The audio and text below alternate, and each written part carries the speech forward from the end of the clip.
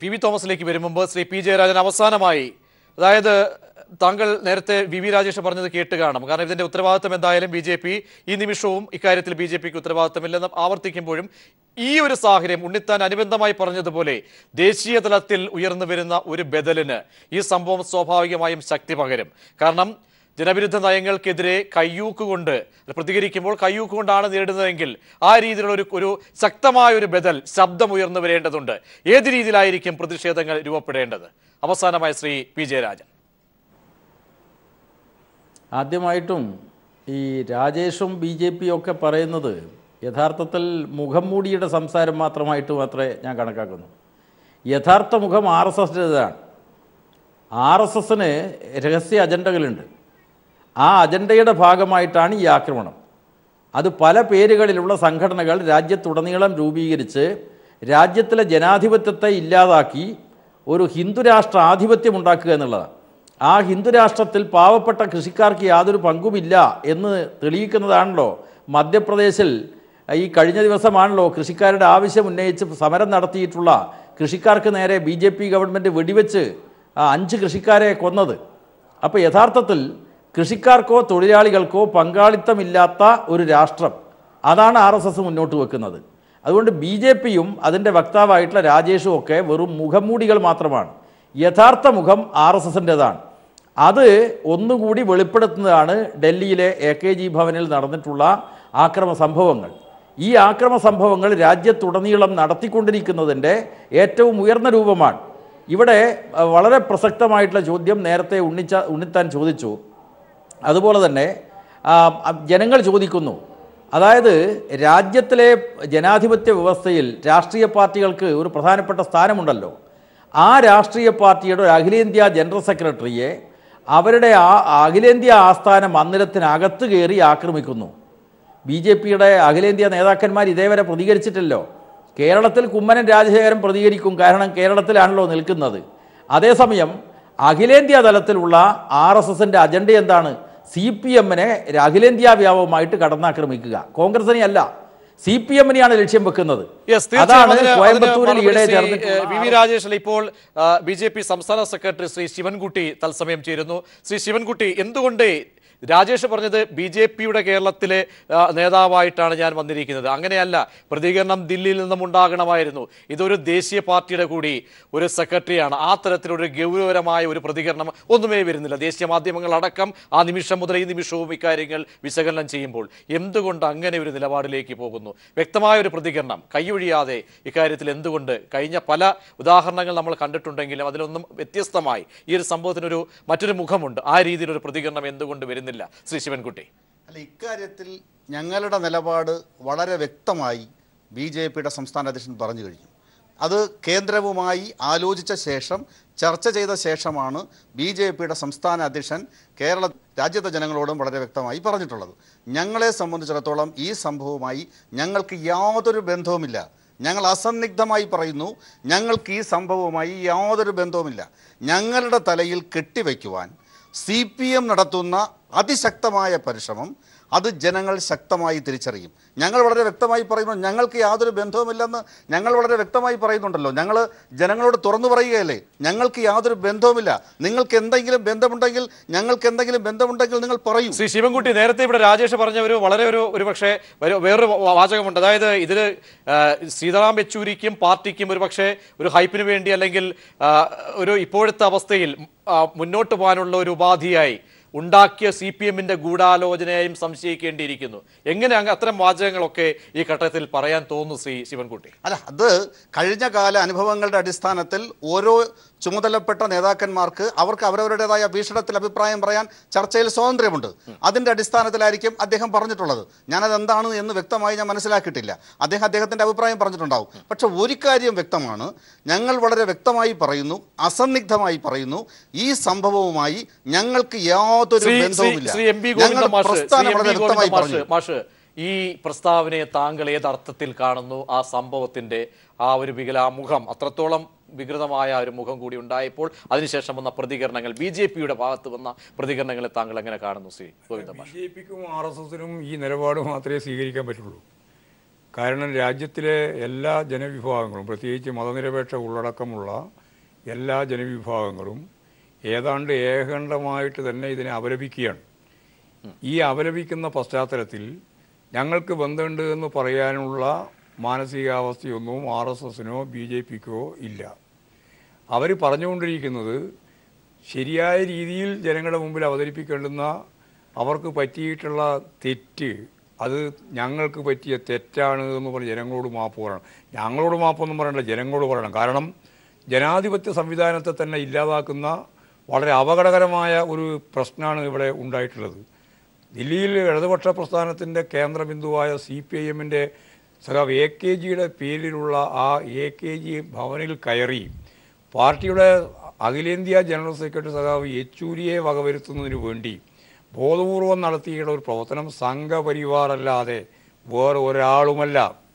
സംഘപരിവാറിന് ഒരുപാട് പേരുകളാണ്, ഏതാണ്ട് 100ഓളം പേരുകളുണ്ട്. RSSൻ്റെ പോഷക സംഘടനകൾ എന്ന രീതിയിൽ പ്രവർത്തിക്കുന്ന സംഘപരിവാരമെന്ന് നമ്മളെല്ലാം പറഞ്ഞുകൊണ്ടിരിക്കുന്ന പത്രങ്ങളും മാധ്യമങ്ങളും എല്ലാം പറഞ്ഞുകൊണ്ടിരിക്കുന്നതിന് ഓരോ സന്ദർഭത്തിൽ ഓരോ പേര് ഉപയോഗിച്ചുകൊണ്ടാണ് ഈ പ്രവർത്തനങ്ങൾ നടത്തിക്കൊണ്ടിരിക്കുന്നത്. ഒരാശയം മനുഷ്യൻ്റെ മസ്തിഷ്കത്തിലേക്ക് പ്രവേശിച്ചാൽ ആ ആശയത്തിന് കണ്ണിചേർക്കപ്പെട്ട കൂട്ടായ്മയുണ്ടായാൽ അത് സ്വാഭാവികമായിട്ടും പ്രവർത്തിക്കുക തന്നെ ചെയ്യും എന്നുള്ളതിൻ്റെ ഏറ്റവും പ്രധാനപ്പെട്ട ഒരു ഉദാഹരണം കൂടിയാണിത്.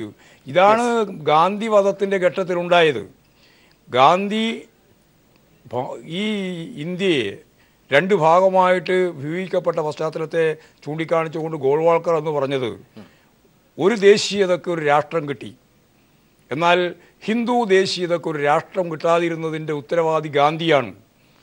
ആ ഗാന്ധിയെ നിശബ്ദനാക്കേണ്ടി വരുമെന്ന് പച്ചയായിട്ട് 2500ഓളം വരുന്ന സംഘപരിവാർ വിഭാഗത്തോട് പ്രസംഗിച്ചതിൻ്റെ അവസാനത്തെ രേഖ പുറത്തു വന്നു.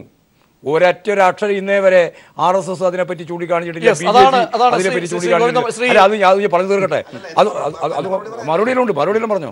ഞാൻ പറഞ്ഞു തീർക്കട്ടെ. ഞാൻ പറഞ്ഞു വരുന്നത് ഇതാണ്, ഒരാശയം മനുഷ്യനിലേക്ക് എത്തിക്കാൻ വേണ്ടിയിട്ട് ശ്രമിച്ചാൽ, ആ ശ്രമിക്കുന്നതിൻ്റെ ഭാഗമായിട്ട് അതിന് കൂട്ടായ്മ ലഭിച്ചാൽ CPIM ആണ് ഇന്ത്യയിലെ ഏറ്റവും ശക്തമത്തായി എതിർക്കപ്പെടേണ്ടുന്ന, തകർക്കപ്പെടേണ്ടുന്ന ഒരു പാർട്ടി എന്ന് RSSൻ്റെ നമുക്കെല്ലാം മനസ്സിലാകുന്ന രീതി എല്ലാ മാധ്യമങ്ങളും റിപ്പോർട്ട് ചെയ്തതുപോലെ കോയമ്പത്തൂർ സമ്മേളനത്തിൻ്റെ ഭാഗമായിട്ട് ആ പ്രമേയം പാസ്സാക്കിയിട്ട് മാസങ്ങൾ അധികമായിട്ടില്ല.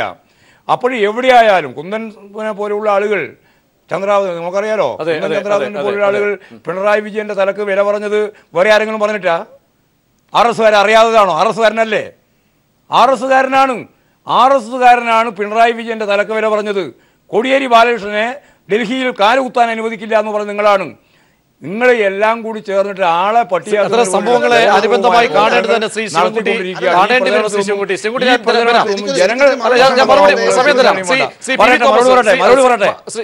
മറുപടി പറയട്ടെ. അല്ല, എനിക്ക് മറുപടി പറയണല്ലോ. ഞങ്ങൾക്ക് മറുപടി പറയാനുണ്ട്. അല്ല, എനിക്ക് മറുപടി പറയണല്ലോ.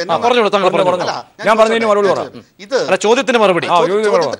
ഞങ്ങളല്ല ഈ സംഭവം, ഞങ്ങൾക്ക് ഇതുമായി യാതൊരു ബന്ധവുമില്ല. ഞങ്ങൾ അസന്നിഗ്ധമായി പറയുന്നു ഞങ്ങൾക്ക് ഇതുവരെ യാതൊരു ബന്ധവുമില്ല എന്ന്. എന്നിട്ട് CPM എന്ത് അടിസ്ഥാനത്തിലാണ് ഞങ്ങളുടെ പേരിൽ ആരോപിക്കപ്പെടുന്നത്? ഞാൻ ചോദിച്ചോട്ടെ, എന്ത് വ്യക്തമായ ഒരു കാര്യം പറയുമ്പോൾ, മാധ്യമങ്ങളോടും ജനങ്ങളോടും പറയുമ്പോൾ ഒരു തെളിവ് വെക്കണം. നിങ്ങൾ എന്ത് തെളിവിന്റെ ഒരു ഉത്തരവാദിത്വപ്പെട്ട ഒരു രാഷ്ട്രീയ പ്രസ്ഥാനം അങ്ങനെയെങ്കിൽ നിങ്ങളുടെ പേര് വികലമാക്കുന്ന ഇത്തരം സംഘടനകൾക്കെതിരെ എന്തുകൊണ്ട് നടപടിയെടുക്കുന്നില്ല? അല്ല, ഞാൻ എന്റെ ചോദ്യം ഇപ്പോഴും നിങ്ങൾ മറുപടി തരാത്തത്, നിങ്ങളെ അല്ലെങ്കിൽ ഇത്രയും വലിയൊരു ദേശീയ പാർട്ടിയെ വികലമാക്കുന്ന തരത്തിലേക്ക് നിങ്ങൾ അല്ലെ ഹിന്ദുവിന്റെ പേര് ഉപയോഗിച്ച് ഹിന്ദുസേന എന്ന തരത്തിലേക്ക് ഇങ്ങനെ കൊണ്ടുവരുമ്പോൾ ഇത്ര കാലമായിട്ട് നിങ്ങളൊരു ലിസ്റ്റ് പ്രസിദ്ധീകരിക്കുക, ഇത്ര സംഘടനകളുമായിട്ടൊന്നും ഞങ്ങൾക്ക് യാതൊരു ബന്ധമേ ഇല്ല, അവർക്കെതിരെ ഞങ്ങൾ ഇതാ നടപടിയെടുക്കാൻ എവിടെ ആർജവം കാട്ടി? ഞങ്ങളുടെ സംഘടനകൾക്ക് വ്യക്തമായ ലിസ്റ്റ് ഉണ്ട്. ഞങ്ങളുടെ സംഘടനകൾ ആരാണ് എന്ന് ഈ രാജ്യത്തെ ജനങ്ങൾക്കും കൈരളി TVക്കും എല്ലാവർക്കും അറിയാം. ഞങ്ങൾ വളരെ വ്യക്തമായി തന്നെയാണ് രാജ്യത്തെ ജനങ്ങളുടെ മുമ്പ് പ്രവർത്തിക്കുന്നത്. ഇത് ഞാൻ ചോട്ടെ, ഹിന്ദു എന്ന് കേട്ടാൽ എന്താ RSSന്റെയും BJPയുടെയും പേരിൽ പറയാം? അങ്ങനെയൊന്നുമല്ലോ. അങ്ങനെ ചെയ്യാൻ പാടില്ല. CPMനെ പോലത്തെ ഒരു ഉത്തരവാദിത്വപ്പെട്ട രാഷ്ട്രീയ പ്രസ്ഥാനം അങ്ങനെ ചെയ്യാൻ പാടില്ല. ഞങ്ങൾ വളരെ വ്യക്തമായി, ഞങ്ങൾക്ക് വിഷമമുണ്ട്. CPM-ന്റെ അഖിലേന്ത്യാ ജനറൽ സെക്രട്ടറിക്ക് നേർക്ക് നടന്ന കയ്യേറ്റ ശ്രമത്തിൽ ഞങ്ങൾക്ക് വിഷമമുണ്ട്. ഞാൻ ചോദിക്കട്ടെ, ഞങ്ങളെ പോലത്തെ ഒരു പ്രസ്ഥാനം ഞാൻ പറയാൻ പാടില്ലെങ്കിലും ശ്രീ പി വി തോമസ്, താങ്കൾ ദില്ലിയിലാണല്ലോ മുതിർന്ന മാധ്യമ പ്രവർത്തകൻ. കഴിഞ്ഞ ഒരു പക്ഷേ 20 വർഷത്തിലധികമായി താങ്കൾ അവിടെ ജോലി ചെയ്യുന്ന വ്യക്തിയാണ്. ശ്രീ പി വി തോമസ്, ഓരോ സംഭവവികാസങ്ങൾ നടക്കുമ്പോഴും നാഗ്പൂരിൽ നിന്നും പല രൂപത്തിൽ പല രീതിയിൽ സാംസ്കാരിക മേഖലയിൽ നരേന്ദ്ര ദാബോൽക്കറിന് നേരെ നിരവധി പേർ കൽബുർഗി ഉൾപ്പെടെയുള്ള ആ മേഖലയിലേക്ക് വേറൊരു സേന പോകുന്നു, അവരെ കൊല ചെയ്യാൻ അല്ലെങ്കിൽ ഇല്ലായ്മ ചെയ്യാൻ. ഇത്തരത്തിൽ പല രൂപത്തിൽ പല സംഘങ്ങൾ രൂപപ്പെടുന്നു. പക്ഷേ സമർത്ഥമായി തന്നെ നേതൃത്വം BJP നേതൃത്വം കൈയൊഴിയുന്നു. ഇതാണോ ഇതിനൊരു ഈ പറയുന്ന ഗോവിന്ദ മാഷും മറ്റ് ഉണ്ണിത്താനോ അല്ലെങ്കിൽ കോൺഗ്രസ്സുകാരോ പറയുന്നതിനൊരു രാഷ്ട്രീയമായ ആരോപണമാണോ? അതിനപ്പുറത്തേക്ക് യാഥാർത്ഥ്യമുണ്ടോ ശ്രീ പി വി തോമസ്? ഇത് നമ്മൾ മനസ്സിലാക്കേണ്ട കാര്യം, ശ്രീ VV രാജേഷിനും ശ്രീ ശിവൻകുട്ടിക്കും BJP-യുടെയും RSS-ൻ്റെയും സംഘപരിവാറിൻ്റെ മൊത്തവും മുഖം രക്ഷിക്കേണ്ട ആവശ്യമുണ്ട്. അതുകൊണ്ട് അവർ പറയുന്ന അവരുടെ പ്രതിരോധത്തെ നമുക്ക് അപലപിക്കുവാൻ സാധിക്കില്ല, അവരെ ചെയ്യണം. പക്ഷേ ഈ രാജ്യത്ത് ഇന്നൊരു പ്രത്യേക രാഷ്ട്രീയ സാഹചര്യം സംജാതമായിരിക്കുകയാണ്. അതൊരു പക്ഷേ ശ്രീ നരേന്ദ്രമോദി പ്രധാനമന്ത്രിയായതിനു ശേഷമാണ്. അതെന്താണെന്ന് ചോദിച്ചു കഴിഞ്ഞാൽ, ഒരു പക്ഷേ ഔദ്യോഗികമായിട്ട് നല്ല കാര്യങ്ങൾ പുരോഗമനം എന്നാണ് ഞങ്ങളുടെ ഏറ്റവും വലിയ ലക്ഷ്യം എന്ന് പറയുക. മറ്റൊരു വശത്ത് ഗോഹത്യ എന്ന പേരിൽ, പശുക്കളെ കൊല്ലുന്നതിൻ്റെ പേരിൽ ഓരോ കാര്യത്തിലും അഴിഞ്ഞാടുകയാണ്. ഓരോ ഫ്രിഞ്ച് എലമെൻറ്റ്സ് എന്നാണ് പറയുക, പക്ഷേ ഫ്രിഞ്ച് എലമെൻറ്റ്സ് അല്ല അത്, അതാണ് കോർ എലമെൻ്റ് എന്ന് പറയുന്നത്. അതാണ് ഈ പാർട്ടിയുടെ ഈ തത്വസംഹിതയുടെ കാതലായ ഭാഗം. അതിൻ്റെ ഏറ്റവും ഒടുവിലത്തെ ഒരു അരങ്ങേറ്റമാണ് നമ്മളിവിടെ കണ്ടത്, AKG ഭവനിൽ നമ്മൾ കണ്ടത്. ഇതൊന്നും ആരും മനസ്സിലാക്കാൻ സാധിക്കാത്ത കാര്യമൊന്നുമില്ല. ഇത് തന്നെയാണ് സംഭവിക്കുന്നത്. ഇത് തള്ളി പറയുക, അതിനുശേഷം 2 ദിവസം കഴിയുമ്പം വീണ്ടും ഇതുപോലൊരു സംഭവം ഉണ്ടാകുക, അതും തള്ളി പറയുക. പക്ഷേ ശരിയായിട്ടുള്ള ഒരു ആത്മപരിശോധന നടത്തി ഇതുപോലുള്ളൊരു രാഷ്ട്രീയ അന്തരീക്ഷത്തെ ഇല്ലാതാക്കുവാനായിട്ട് ഈ പാർട്ടിക്ക് സാധിക്കുമോ? BJP-ക്ക് സാധിക്കുമോ? സംഘപരിവാറിന് സാധിക്കുമോ? അല്ലെങ്കിൽ RSS-ന് സാധിക്കുമോ? വചനങ്ങളിന് സാധിക്കുമോ? ഈ ഹിന്ദുസേനയ്ക്ക് സാധിക്കുമോ? സാധിക്കുകയില്ല. അത് സാധിക്കുവാൻ അതിനൊരിക്കലും നേതാക്കന്മാർ അനുവദിക്കുകയുമില്ല, അവർ ആത്മാർത്ഥമായിട്ട് ശ്രമിക്കുകയുമില്ല. കാരണം ഇതാണ് അവരുടെ ശക്തി. ഈ ഹിഡൻ അജണ്ട വെച്ചുകൊണ്ടാണ് ഈ സംഘടന മുമ്പോട്ട് പോകുന്നത്, ഈ അധികാരം മുമ്പോട്ട് പോകാൻ പോകുന്നത്. സമർത്ഥമായി ഈ അജണ്ടയിൽ വീണു പോവുകയാണോ നേരത്തെ സൂചിപ്പിച്ചതുപോലെ? കാരണം കഴിഞ്ഞ ചർച്ചകളിൽ 3 കൊല്ലമായ നിരവധി BJP നേതാക്കളൊക്കെ ഈ സംഭവങ്ങൾ വരുമ്പോഴൊക്കെ കൈയൊഴിയുന്ന ഒരു സാഹചര്യം ആണുള്ളത്. നമ്മൾ മറ്റൊന്നുമല്ല ആ രീതിയിൽ നോക്കിക്കഴിഞ്ഞാൽ ഈ സംഭവത്തിന് ഏത് ദിശയിലുള്ള ഒരു ആത്മപരിശോധന അവരിൽ നിന്നും അല്ലെങ്കിൽ BJP നേതൃത്വത്തിൽ നിന്നും പ്രതീക്ഷിക്കേണ്ടതുണ്ടോ? അല്ല, ഇനിയിപ്പോൾ ഇവിടെ പ്രസൻ്റായിരിക്കുന്ന ശിവൻകുട്ടി അടക്കം മനസ്സിലാക്കേണ്ട ഒരു കാര്യം, നമ്മളിത്ര ഗൗരവകരമായൊരു പ്രശ്നമായി എല്ലാവരും ഉന്നയിക്കുന്നതിന് കാരണം ഇത് ആദ്യത്തെ സംഭവമാണ് ഇന്ത്യൻ രാഷ്ട്രീയത്തിൽ, സ്വതന്ത്ര ഇന്ത്യയുടെ ചരിത്രത്തിലാദ്യത്തെ സംഭവമാണ്. പാർട്ടിയുടെ ആസ്ഥാനത്ത് വെച്ച് പട്ടാപ്പകൽ പാർട്ടിയുടെ സമുന്നതനായ നേതാവിനെ ആക്രമിക്കാൻ പോവുക, അദ്ദേഹം MP കൂടെയായിരിക്കുക, അത് ഒരു ഹിന്ദു സംഘമാവുക, ഇതാദ്യമാണല്ലോ നടക്കുന്നത്.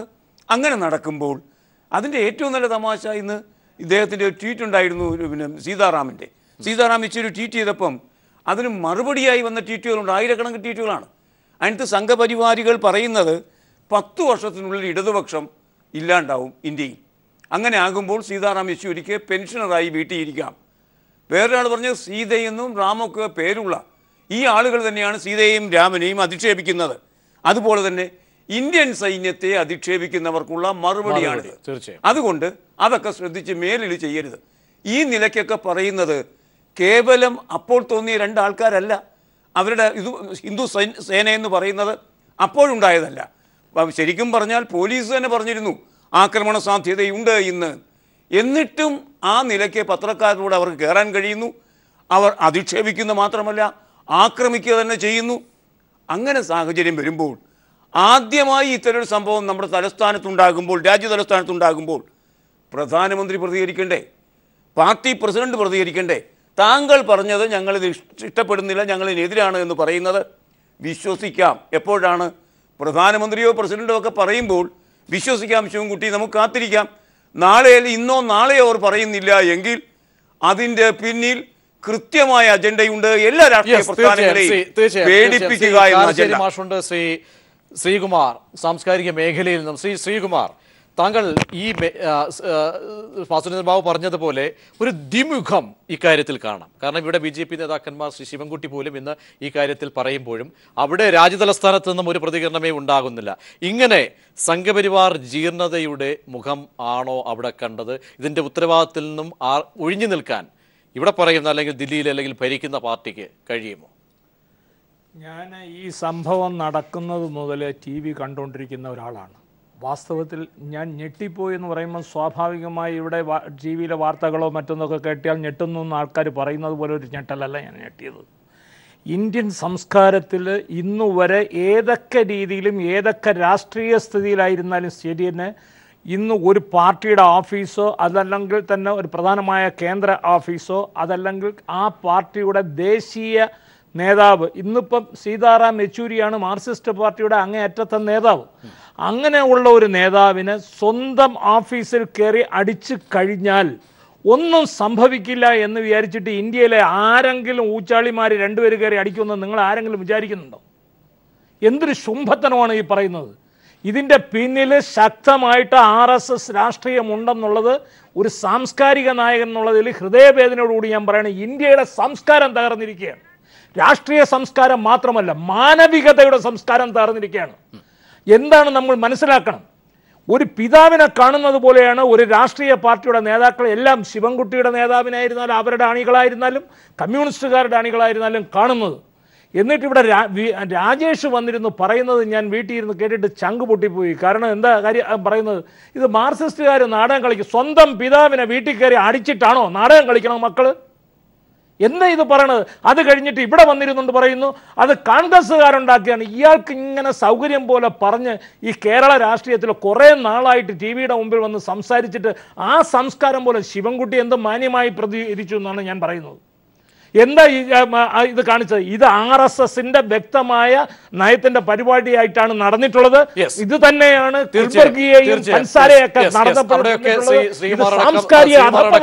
വലിയ രീതിയിൽ പ്രതികരിച്ച വ്യക്തിയാണ് ശ്രീ പി ജയരാജൻ. പോകുന്നതിന് മുൻപ് ഇനി ഇക്കാര്യത്തിൽ ഇതൊരു വെല്ലുവിളിയായിട്ട് തന്നെ എന്തായാലും മുന്നോട്ട് വെക്കുന്നു. കയ്യൂക്കിന്റെ ശബ്ദമാണ്. നിങ്ങൾക്ക് കേവലം 3 സംസ്ഥാനങ്ങളിൽ മാത്രം വേരുള്ള ഒരു പാർട്ടി, അതിൽ ശക്തമായ അല്ലെങ്കിൽ കേരളവും പശ്ചിമ ബംഗാളും ത്രിപുര അടക്കം അല്ലെങ്കിൽ ഈ മേഖലകളിൽ മാത്രമാണ് വേരോട്ടമെങ്കിലും അവിടെ നിങ്ങൾക്ക് എന്ത് അല്ലെങ്കിൽ ചെയ്യാൻ കഴിയുമെന്നൊക്കെ ചോദ്യം. ആ അർത്ഥത്തിൽ നോക്കുമ്പോൾ കയ്യൂക്കിൻ്റെ ഒരു ശബ്ദമല്ല ഇനി ഉണ്ടാകേണ്ടത്. വളരെ യുക്തിഭദ്രമായ രീതിയിലുള്ള ഈ മതനിരപേക്ഷതയ്ക്ക് നേരെയുള്ള വെല്ലുവിളികൾ, ഈ കാടത്തം, ഇതിനെതിരെയുള്ള ഒരു കാതലായ ഒരു പ്രതികരണം ഏത് രീതിയിൽ ഏത് മേഖലയിൽ നടക്കം ഉണ്ടാകണം ശ്രീ ജയരാജൻ?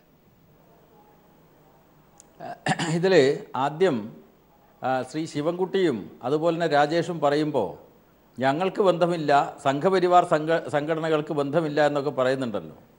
ഈ കാര്യത്തിലൊക്കെ ഈ ശിവൻകുട്ടിയും അതുപോലെ തന്നെ രാജേഷും അറിയുമോ സംഘപരിവാർ സംഘടനകളെക്കുറിച്ച്? ഞാൻ നേരത്തെ പറഞ്ഞതുപോലെ ഈ BJP നേതാക്കന്മാരൊക്കെ വെറും മുഖംമൂടികൾ മാത്രമാണ്. യഥാർത്ഥ മുഖം RSSൻ്റെതാണ്. ആ RSS ലോകത്തിലെ ഏറ്റവും പ്രധാനപ്പെട്ട ഒരു സ്വകാര്യ സേനയാണ്. ആ സ്വകാര്യ സായുധ സേന രാജ്യത്തിലെ ജനാധിപത്യത്തെ തകർക്കാൻ വേണ്ടി പലതരത്തിൽ സ്വകാര്യ സേനകൾ പ്രവർത്തിക്കുന്നു, അവരെ പ്രവർത്തിപ്പിക്കുന്നു എന്നതാണ് നാം മനസ്സിലാക്കേണ്ടത്. ഇതാണ് ജനാധിപത്യത്തിന് ഏറ്റവും വലിയ അപകടം. പല പേരുകളിൽ പല വേഷങ്ങളിൽ പ്രത്യക്ഷപ്പെടുന്ന സേനകൾ രാജ്യത്ത് BJP ഭരണത്തിന് കീഴിൽ ശക്തിപ്പെടുന്നു. ഇപ്പോൾ ഗോരക്ഷാസേനയെപ്പറ്റി പറഞ്ഞല്ലോ. 10 സംസ്ഥാനങ്ങളിൽ ഗോരക്ഷാസേന പ്രവർത്തിക്കുന്നു. നിരവധി ആളുകളെ അടിച്ചു കൊന്നു. RSSുമായിട്ട് അതിനെന്താണ് ബന്ധം എന്ന് ചോദിച്ചാൽ, തെളിവുണ്ടോ എന്ന് ചോദിച്ചാൽ എവിടെയാ തെളിവ്? കാരണം ഇതെല്ലാം തന്നെ സ്വകാര്യമായിട്ടാണ് നടക്കുന്നത്. ജനാധിപത്യ വ്യവസ്ഥയിൽ ഒരു രാഷ്ട്രീയ പാർട്ടിക്ക് ബന്ധമുള്ള സംഘടനകൾ ഏതൊക്കെയാണ്? അത് സ്വാഭാവികമായിട്ടും സുതാര്യമായി പ്രവർത്തിക്കുന്ന ഏതൊരു പാർട്ടിയുടെയും സംഘടനകൾ വളരെ വ്യക്തമായിട്ട് ജനങ്ങൾക്ക് മനസ്സിലാവും. RSSൻ്റെ ഇത്തരം സ്വകാര്യ സേനകളെ സംബന്ധിച്ച് ജനങ്ങൾക്ക് മനസ്സിലാവില്ലല്ലോ. ഇത് ജനാധിപത്യത്തിന് ഏറ്റവും വലിയ അപകടമാണ്. അതുപോലെ തന്നെ കേരളത്തിൽ കുമ്മനം പ്രതിഷേധിച്ചു. എന്തുകൊണ്ട് അഖിലേന്ത്യാ പ്രസിഡന്റ് പ്രതിഷേധിക്കുന്നില്ല എന്ന് മാത്രമല്ല, അദ്ദേഹം ഒരു രാജ്യസഭാംഗമാണല്ലോ. രാജ്യത്തിലെ ഒരു പ്രമുഖ രാഷ്ട്രീയ പാർട്ടിയുടെ ജനറൽ സെക്രട്ടറി, അതുപോലെ തന്നെ രാജ്യസഭാംഗം, ലോകമാകെ അറിയപ്പെടുന്ന ഒരു വ്യക്തി. ആ വ്യക്തിക്കെതിരായിട്ട് ഇത്തരമൊരു ആക്രമണം നടന്നിട്ട് പോലും കമാ എന്നൊരു അക്ഷരം പറയാൻ തയ്യാറാവാത്ത BJPയുടെ ജനാധിപത്യ ബോധത്തെക്കുറിച്ച് രാജ്യത്തിലെ ജനങ്ങൾ കൃത്യമായിട്ട് തിരിച്ചറിയും. പിന്നെ CPM-ന് 3 സംസ്ഥാനങ്ങളിൽ മാത്രമേ സ്വാധീനമുള്ളൂ എന്നൊക്കെ പറയുന്നുണ്ടല്ലോ. BJP-ക്ക് എത്രയായിരുന്നു നേരത്തെ സ്വാധീനം? പഴയ ജനസംഘത്തിന് എത്രയായിരുന്നു ലോക്സഭയിൽ സീറ്റ്? പക്ഷേ ഇന്നത്തെ ഈ വെല്ലുവിളി, ഇന്നത്തെ ഈ ഭീഷണി, ഇന്നത്തെ ആക്രമങ്ങൾ അവസരമാക്കിക്കൊണ്ട് രാജ്യത്തുടനീളം CPM-ഉം ഇടതുപക്ഷവും ശക്തിപ്പെടണം എന്നാണ് ഞങ്ങൾ ആഗ്രഹിക്കുന്നത്. അതിനനുസരിച്ചുള്ള പ്രവർത്തനമാണ് നടന്നുകൊണ്ടിരിക്കുന്നത്. ഞങ്ങൾ നടത്തിയിട്ടുള്ള പ്രവർത്തനങ്ങൾ അവരെ വല്ലാതെ പ്രയാസപ്പെടുത്തുന്നുണ്ട് എന്നതിൻ്റെ തെളിവാണല്ലോ അഖിലേന്ത്യാ തലത്തിൽ CPM-നെതിരായിട്ട് പ്രചാരവേല നടത്തണം, യൂണിവേഴ്സിറ്റികളിൽ ഇടതുപക്ഷ ആശയങ്ങൾക്ക് പ്രാമുഖ്യം വരുന്നു, അതിനെതിരായിട്ട് പ്രവർത്തിക്കണം. വ്യക്തമാണ് ശ്രീ ജയരാജൻ, വളരെ നന്ദി. എം എൻ കാരശ്ശേരി കൂടി ചേരുന്നു. കാരശ്ശേരി മാഷ്, താങ്കൾ ഈ സംഭവത്തെ, ദില്ലിയിൽ നിന്ന് അരങ്ങേറിയ സംഭവത്തെ ഏത് ദിശയിലൂടെയാണ് കാണുന്നത്, എങ്ങനെയാണ് വിശേഷിപ്പിക്കുന്നത് ശ്രീ കാരശ്ശേരി?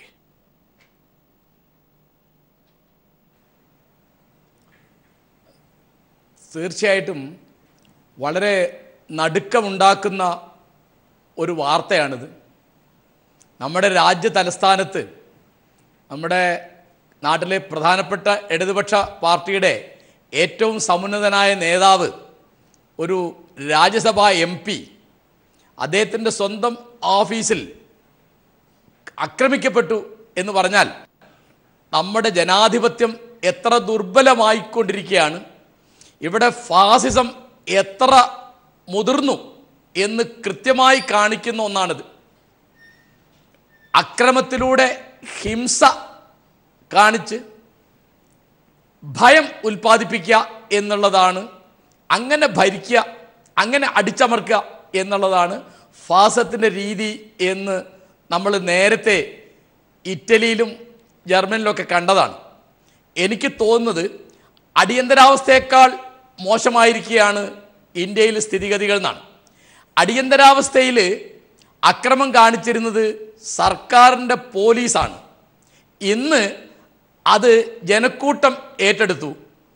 പള്ളിയുടെ പേരിലോ പശുവിൻ്റെ പേരിലോ മൊബൈൽ ഫോൺ ഉപയോഗിച്ച് ഒരു സ്ത്രീ എന്നതിൻ്റെ പേരിലോ അല്ലെങ്കിൽ ചെറുപ്പക്കാരികളോട് വർത്തമാനം പറഞ്ഞുള്ളതിൻ്റെ പേരിലോ ദേശീയഗാനം ചൊല്ലുമ്പോൾ എഴുന്നേറ്റ് നിന്നില്ല എന്നുള്ളതിൻ്റെ പേരിലോ ഏത് ജനക്കൂട്ടത്തിനും ഹിന്ദുത്വത്തിൻ്റെ പേരിൽ, ദേശീയതയുടെ പേരിൽ, ഗവൺമെൻറ്റിൻ്റെ പേരിൽ ആരെയും ആക്രമിക്കാവുന്നൊരു സ്ഥിതിയുണ്ട്. അതിന് യാതൊരു സമാധാനവും ആരോടും ബോധിപ്പിക്കേണ്ടതില്ല. ഇന്നിപ്പോൾ പ്രധാനമന്ത്രിയുടെ ഓഫീസിൻ്റെ തൊട്ടടുത്ത്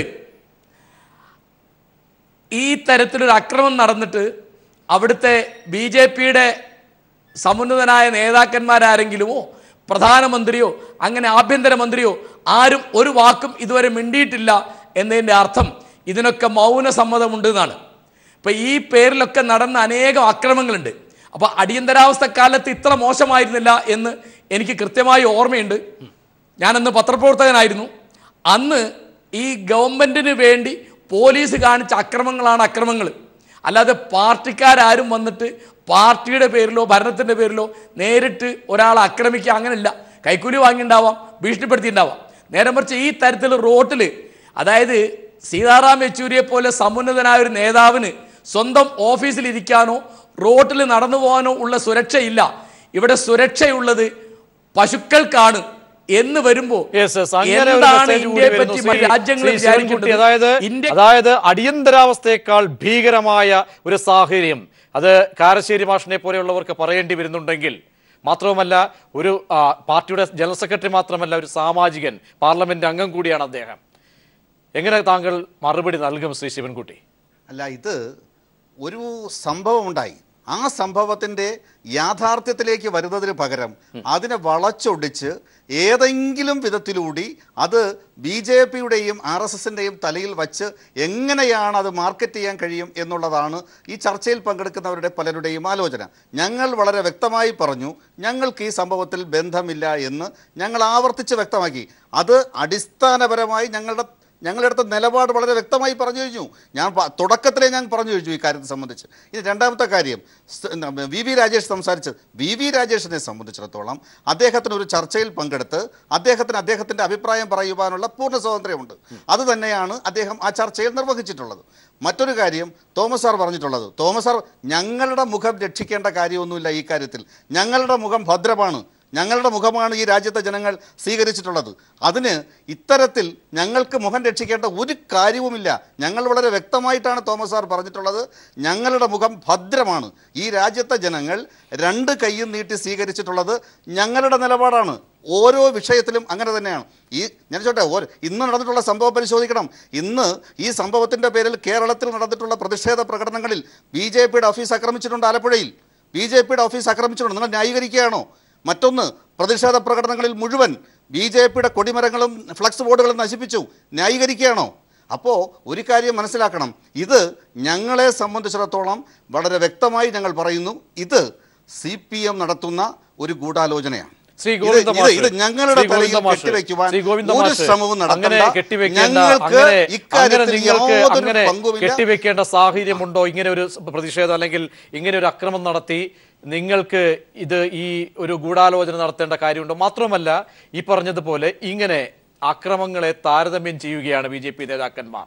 അവിടെ ഒരു പ്രതികരണം പോലും വരുന്നില്ല എന്ന് എല്ലാവരും പറയുന്നു. സ്വാഭാവികമായും ഇപ്പോഴും ഒരു ദേശീയ പാർട്ടിയുടെ അല്ലെങ്കിൽ ആ രീതിയിൽ നിൽക്കുന്ന ഒരു സംഘടനയുടെ നേതാവിനെതിരെ വരുമ്പോൾ ദില്ലിയിൽ മാത്രമല്ല ദേശീയ മാധ്യമങ്ങൾ അടക്കം ഇന്ന് ചർച്ച ചെയ്ത ഒരു വിഷയത്തിൽ ഒരു പ്രതികരണം കൂടി വരുന്നില്ല എന്ന് പലരും പറയുമ്പോൾ, സാംസ്കാരിക മേഖലയിൽ നടക്കം ഇത്തരം പ്രതികരണങ്ങൾ വരുമ്പോൾ ഈ പറയുന്ന BJPയുടെ കേരള നേതാക്കൾ നടത്തുന്ന ഈ മറുപടിയെ താങ്കൾ എങ്ങനെ കാണുന്നു ശ്രീ ഗോവിന്ദന്റെയും BJPയുടെയും കേരളത്തിലെ നേതാക്കൾ പറഞ്ഞുകൊണ്ടിരിക്കുന്ന സ്ഥിരം പല്ലവിയാണ്.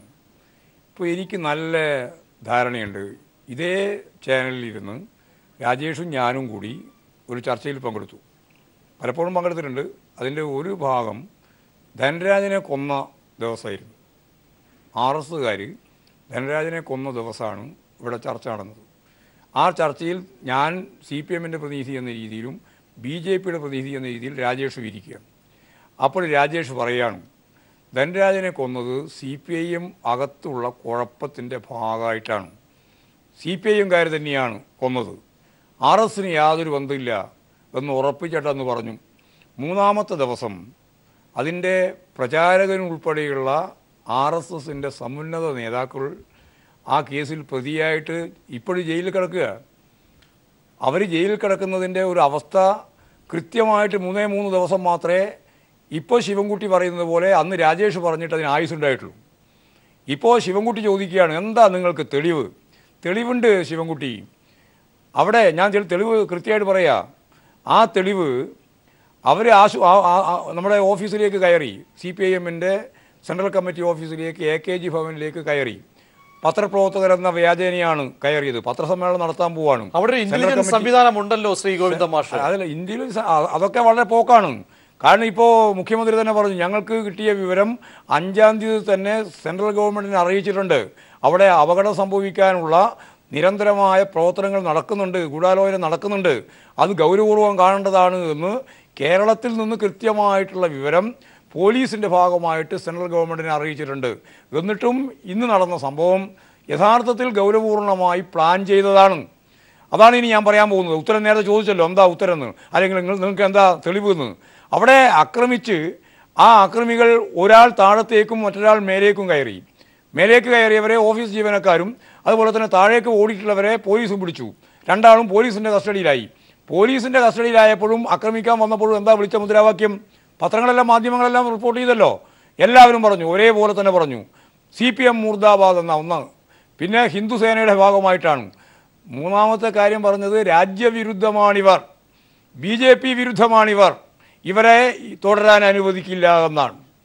അപ്പോൾ BJP വിരുദ്ധമായി, രാഷ്ട്രവിരുദ്ധമായി, ഹിന്ദു വിരുദ്ധമായ നിലപാട് സ്വീകരിക്കുന്ന CPIM മുർദാബാദ് എന്ന് പോലീസ് കസ്റ്റഡിയിൽ നിൽക്കുമ്പോൾ ആ ക്രിമിനൽ സംഘം വിളിച്ചു പറയുകയാണ്. അങ്ങനെ വിളിച്ചു പറയുന്ന ഒരു വിഭാഗം സംഘപരിവാറിൻ്റെ ഭാഗമല്ല എന്ന് നിങ്ങൾ പറഞ്ഞാൽ നിങ്ങൾക്ക് എന്തടിസ്ഥാനത്തിലാണ് ന്യായീകരിക്കാനാവുക? ഒരു ന്യായീകരണവുമില്ല. നിങ്ങൾ സ്ഥിരം പറഞ്ഞുകൊണ്ടിരിക്കുന്ന പലവിയാണ്. കേരളത്തിലെ RSകാരും BJPക്കാരും CPIMനെ കൊല്ലുമ്പോൾ അല്ലെങ്കിൽ പ്രവർത്തകനെ കൊല്ലുമ്പോൾ എപ്പോഴും പറഞ്ഞുകൊണ്ടിരിക്കുന്നത് അതിൻ്റെ അകത്ത് BJP എന്നുള്ള രീതിയിലല്ല സംഭവം നടക്കുന്നത്, മാർക്സിസ്റ്റുകാർ തമ്മിലുള്ള കുഴപ്പത്തിൻ്റെ ഭാഗമായിട്ടാണ് എന്നൊക്കെ പണ്ട് പറഞ്ഞുകൊണ്ടിരിക്കുന്നതെല്ലാം ജനങ്ങൾ ഞങ്ങളുടെ മുഖം വളരെ ഞങ്ങളുടെ മുഖം വളരെ സുന്ദരമാണ്, ആ മുഖം രാജ്യം അംഗീകരിച്ച് നിങ്ങളെ മുഖമൊന്നും ലോകമൊന്നും അംഗീകരിച്ചിട്ടില്ല. നിങ്ങൾക്ക് ആകെ 31% വോട്ടാണ് കിട്ടിയേ. ആ ശതമാനത്തിൻ്റെ അകത്ത് ഒരു ഇഞ്ച് മുന്നോട്ടേക്ക് നിങ്ങൾ പോയിട്ടില്ല. അസംബ്ലി തെരഞ്ഞെടുപ്പ് കഴിഞ്ഞപ്പോഴും പോയിട്ടില്ല. പാർലമെൻറ്റ് തെരഞ്ഞെടുപ്പിൻ്റെ ഭാഗമായിട്ടും പോയിട്ടില്ല. കേരളത്തിൽ നിങ്ങൾക്ക് 12% വോട്ട് മുമ്പ് ഇവിടെ BJP ഭരിക്കുന്ന സന്ദർഭത്തിൽ വാജ്പേയി ഈ ഇന്ത്യയുടെ പ്രധാനമന്ത്രിയായിരുന്ന സന്ദർഭത്തിൽ നിങ്ങൾക്ക് 12% വോട്ട് അന്ന് കേരളത്തിൽ കിട്ടിയിട്ടുണ്ട്. ഇപ്പോൾ BDJSൻ്റെ കൂടി 3% കൂട്ടി 15% വോട്ട് കിട്ടിയിരിക്കുന്നു. ഒരത്ഭുതവും ഇല്ല. നിങ്ങൾ എന്നിട്ട് ഇപ്പോൾ പറഞ്ഞുകൊണ്ടിരിക്കുകയാണ് കേന്ദ്രത്തിൽ ഗവൺമെന്റ് ഉണ്ട് എന്നുള്ളത് കൊണ്ട് എന്ത് തോന്നിയാസവും പറയാ എന്ന നിലപാടാണ് സ്വീകരിച്ചുകൊണ്ടിരിക്കുന്നത്. സാംസ്കാരിക മേഖലയിലെ ആ കഴിഞ്ഞകാല സംഭവങ്ങൾ കൂടി ചേർത്ത് വായിച്ചുള്ള ഒരു അപഗ്രഥത്തിലേക്ക് കൂടി പോകേണ്ടതുണ്ട്. ശ്രീകുമാർ, ഞങ്ങൾക്കൊന്നും ഇക്കാര്യത്തിൽ ബന്ധമില്ല. പക്ഷേ യോഗി ആദിത്യനാഥും അല്ലെങ്കിൽ സാദിഖ് പ്രാജി അടക്കമുള്ളവരൊക്കെ മുൻകാലങ്ങളിൽ നടത്തിയിട്ടുള്ള വളരെ രൂക്ഷമായിട്ടുള്ള മ്ലേച്ഛമായിട്ടുള്ള പ്രസ്താവനകൾ നമ്മൾ കേട്ടിട്ടുള്ളതാണ്, സാംസ്കാരിക ലോകമടക്കം. അതിനുശേഷം അവർക്ക് കിട്ടി അവർ ഇന്ന് ഏതൊക്കെ സ്ഥലത്ത് അവർ ഇരിക്കുന്നു. അപ്പോൾ ഈ പറയുന്നതിൽ ഒരു ദ്വിമുഖം, ഇരട്ട മുഖം എന്തായാലും ഇക്കാര്യത്തിലില്ല. എത്രത്തോളം ഈ കാര്യത്തിൽ BJPക്ക്, സംഘപരിവാറിന്, RSSന് ഒഴിഞ്ഞു മാറാൻ കഴിയും ഇക്കാര്യത്തിൽ? അത് ഒരിക്കലും ഒഴിഞ്ഞു മാറാൻ കഴിയില്ല എന്നുള്ളത് അവർക്കറിയാം.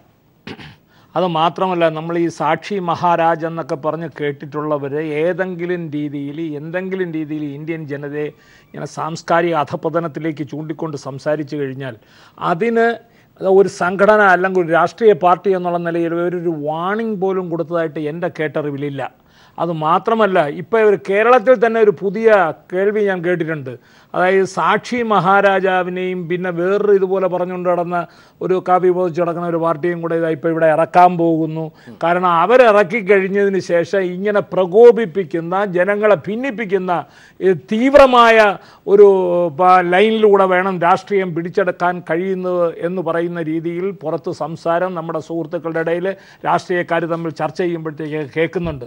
നിങ്ങൾ മനസ്സിലാക്കേണ്ടത്, കഴിഞ്ഞ കാല ഇന്ത്യയിൽ ഇവിടെ രാഷ്ട്രീയ പാർട്ടികളെല്ലാം നിലനിന്നിരുന്നു. അവരെല്ലാം ചെയ്യുമ്പോഴത്തേക്ക് ഉണ്ടാകുന്ന രീതിയിൽ ഒരു ഇന്ത്യ, അത് കാരശ്ശേരി മാസ്റ്റർ വളരെ കാര്യമായിട്ട് പറഞ്ഞു. അടിയന്തരാവസ്ഥക്കാലത്ത് പോലും മനുഷ്യന് സ്വതന്ത്രമായി ജീവിക്കാനും സംരക്ഷണം കിട്ടുമെന്ന് പറയുന്ന ഒരു സ്ഥിതിയെങ്കിലും നിലനിൽക്കുന്നത് പോലും ഇന്ന് ഒന്നും പ്രഖ്യാപിക്കാത്ത ഈ സമയത്ത് ഇന്ത്യയിൽ ഉണ്ടോ എന്ന് ചിന്തിക്കണം. ഒരു സാംസ്കാരിക നായകന് പോലും ഒന്നും പറയാൻ വയ്യാത്ത ഒരു രീതിയാണ് ഉണ്ടായിരിക്കുന്നത്. ഉടൻ പിറ്റേ ദിവസം അവനെ വളയുകയാണ്. ഒരാൾക്ക് എഴുതാൻ വയ്യ, ഒരാൾക്ക് സിനിമയ്ക്ക് പേരിടാൻ വയ്യ. നിങ്ങളൊന്ന് നോക്കണം, മഹാഭാരതം എന്ന് പേരിട്ട ഈ മഹാഭാരതം എന്ന് പറഞ്ഞാൽ ഇവിടെ ആരുടെയെങ്കിലും കുത്തകയാണ്? മഹാഭാരതം എന്താണെന്ന് ഇവർക്ക് അറിയുമോ? മഹാഭാരതം എന്താണെന്ന് ഞാൻ പറഞ്ഞു കൊടുക്കാൻ വേണമെന്നുണ്ടെങ്കിൽ അതൊരു ഇന്ത്യൻ ജീവിത ദർശനമാണ്. ഇന്ത്യയിൽ ജീവിച്ച് വളരുന്നവർക്ക് ആർക്കാണ് മഹാഭാരതത്തിനെ പറ്റി പറയാത്തത്?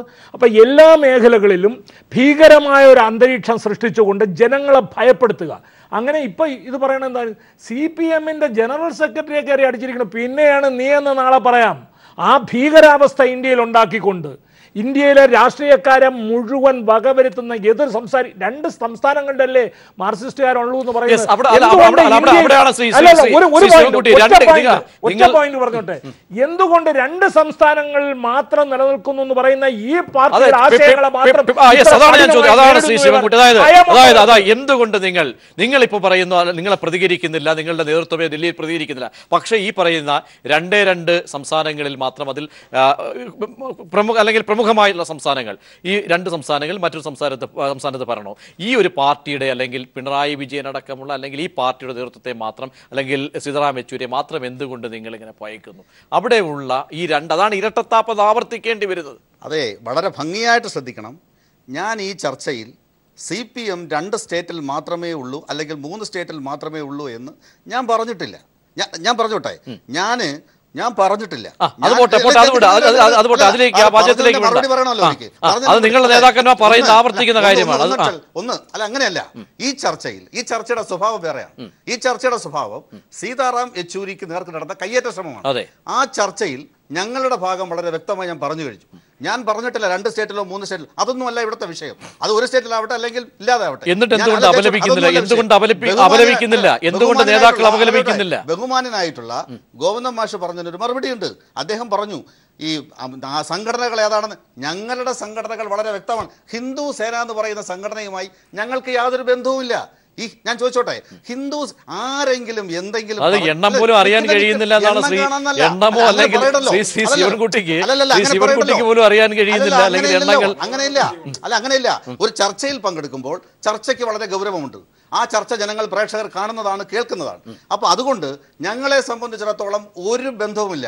ഞങ്ങൾ വളരെ അസന്നിഗ്ധമായി പറഞ്ഞിട്ടുണ്ട്. ഇനി ഞങ്ങളുടെ പെരുമാൾ മുരുകന് നേരെ ആക്രമിച്ച അല്ലെങ്കിൽ പുറകെ പോയി അല്ലെങ്കിൽ അവിടെ ആക്രമിച്ച ആ സംഘടനയുടെ പേര് പോലും ഒരുപക്ഷെ കേട്ടാൽ അല്ലെങ്കിൽ അത്ഭുതപ്പെടുന്ന അത്തരം സംഘടനകളുണ്ട്. അതൊന്നും ഒരുപക്ഷെ അത് ആ സമയം സംഭവത്തിന് ശേഷം ആ സംഘടനകൾക്ക് കേട്ടുകേഴ്വി ഇല്ലാതെയും പോയി. ഞാൻ ചോദിച്ചോട്ടെ, KT ജയകൃഷ്ണൻ മാഷിനെ സ്കൂളിന് വിദ്യാർത്ഥികൾക്ക് മുന്നിൽ വെച്ച് ക്രൂരമായി വെട്ടിക്കൊലപ്പെടുത്തിയത് ആരാ? ഇനി ഞാൻ ചോദിച്ചോട്ടെ, ആ കേസിലെ പ്രതികൾ ആരാ ജയിൽ ശിക്ഷ അനുഭവിച്ചത്? ടി പി ചന്ദ്രശേഖരൻ കേസിൽ 51 വെട്ടുകൊണ്ട് കൊലപ്പെടുത്തിയത് ആരാ? ആ കേസിൽ പ്രതിയായി ശിക്ഷിക്കപ്പെട്ടത് ആരാ? ഞാൻ ചോദിച്ചോട്ടെ, അവിടെ ഈ മാനവികതയൊന്നും വന്നില്ലല്ലോ, അവിടെ ഈ മാനവികതയുടെ ചർച്ചയും വന്നില്ലല്ലോ. അതൊന്നും അല്ല ഇതിന്റെ കാര്യം. ഞങ്ങൾ വളരെ വ്യക്തമായി പറഞ്ഞു, അഖിലേന്ത്യാ സെക്രട്ടറിക്ക് നേർക്ക് നടന്ന സംഭവത്തെ ഞങ്ങൾ ശക്തമായി അപലപിക്കുന്നു. ഞങ്ങൾ എന്ന് പറഞ്ഞാൽ ആരാണ്? കേരളത്തിലല്ല, കുമ്മനമാണോ പറയേണ്ടത്? കേരളത്തിൽ ഭാരതീയ ജനത ഞങ്ങളുടെ മുഖം, ഈ രാജ്യത്തെ ഞങ്ങളുടെ മുഖം, ഈ രാജ്യത്തെ ജനങ്ങൾക്കറിയാം, വളരെ വ്യക്തമായിട്ട് അറിയാം. ഞാൻ ചോദിച്ചോട്ടെ, ഞങ്ങളെ സംബന്ധിച്ചിടത്തോളം ഞങ്ങള് പരസ്യമായി പ്രഖ്യാപിച്ചുകൊണ്ട് പ്രവർത്തിക്കുന്ന ഒരു രാഷ്ട്രീയ പ്രസ്ഥാനമാണ്. ഞങ്ങൾക്ക് എന്തിനാണ് 2 ഞാഞ്ഞൂലുകൾ എവിടെയെങ്കിലും വന്ന് പ്രശ്നം ഉണ്ടാക്കിയാൽ അതെങ്ങനെ RSSന്റെയും BJPയുടെയും തലയിൽ വരും? അതെങ്ങനെയാണ് വരുന്നത്? അത് വളരെ വ്യക്തമായി കൈരളി TV പോലുള്ള ഒരു സുപ്രധാനമായ മാധ്യമം വളരെ വ്യക്തമായിട്ടാണ് അത് ദേശീയ മാധ്യമങ്ങളൊക്കെ പിന്നെ വിഡ്ഢികളാണോ ശ്രീ ശിവൻകുട്ടി? തുടർച്ച ഈ ദേശീയ മാധ്യമങ്ങളടക്കം വിഡ്ഢികളാണോ? ഒരു ദേശീയ മാധ്യമവും ഒരു ദേശീയ മാധ്യമവും പറഞ്ഞിട്ടില്ല. ഇത് വളരെ വ്യക്തമാണ്. ഞാൻ ഗോവിന്ദ മാഷ് പറഞ്ഞല്ലോ, ഞങ്ങൾക്ക് 16%, ഞങ്ങൾക്ക് 12%, ഞങ്ങൾക്ക് 16%. CPM എന്ത് പ്രചരിപ്പിച്ചു? ഈ നമ്പറിന്റെ എണ്ണമാണ് താമര വിരിയില്ല എന്ന് പറഞ്ഞ് പ്രഖ്യാപിച്ച പാർട്ടിയാണ്. ഞങ്ങൾ താമര വിരിച്ചു, ഞങ്ങൾ ഇനി കൂടുതൽ വിരിയും. ഞങ്ങൾ വളരെ വ്യക്തമായി പറയുന്നു, ബഹുമാനപ്പെട്ട ഗോവിന്ദ മാഷിന് പറയുന്നു, അടുത്ത നിയമസഭാ തെരഞ്ഞെടുപ്പിൽ കേരളം ഭരിക്കുന്ന രാഷ്ട്രീയ പ്രസ്ഥാനം ഭാരതീയ ജനതാ പാർട്ടിയും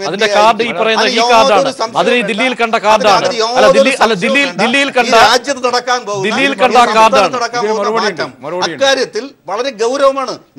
ഞങ്ങൾ വളരെ വ്യക്തമായി പറയുകയല്ലേ, ഞങ്ങൾക്ക് ആധികാരികമായി പറയുവാനുള്ള ഉറപ്പുണ്ട്, ധാർഷ്ട്യമുണ്ട്. ഞങ്ങൾ വളരെ വ്യക്തമായി പറയുന്നു, ഈ സംഭവത്തിൽ ഞങ്ങൾക്ക് യാതൊരു ബന്ധവുമില്ല.